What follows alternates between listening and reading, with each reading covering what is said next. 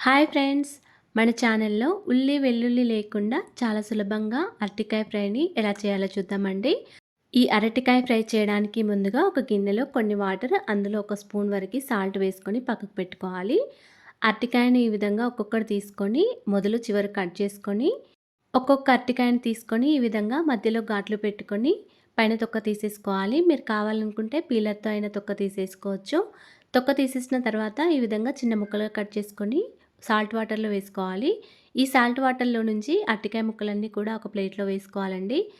తర్వాత stove on చేసుకొని ఒక ఫ్రై పాన్ పెట్టుకొని అందులో ఒక 2 టేబుల్ స్పూన్ల వరకు ఆయిల్ వేసుకొని, ఆయిల్ కొంచెం వేడయ్యాక మనం కట్ చేసుకొని పెట్టుకున్న ఈ అరటికాయ ముక్కలన్నీ కూడా వేసుకోవాలి.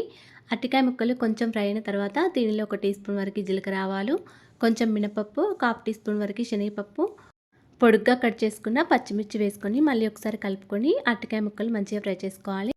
ఇప్పుడు దీనిలోకి రుచికి తగినంత సాల్ట్, ఒక టీ స్పూన్ వరకు కారం, కొద్దిగా పసుపు, ఒక టీ స్పూన్ వరకు ధనియాల పొడి వేసుకొని మంచిగా ఫ్రై చేసుకోవాలి. అంతేనండి, ఎంతో టేస్టీగా ఉండే అరటికాయ ఫ్రై రెడీ అయిపోయింది. Thanks for watching.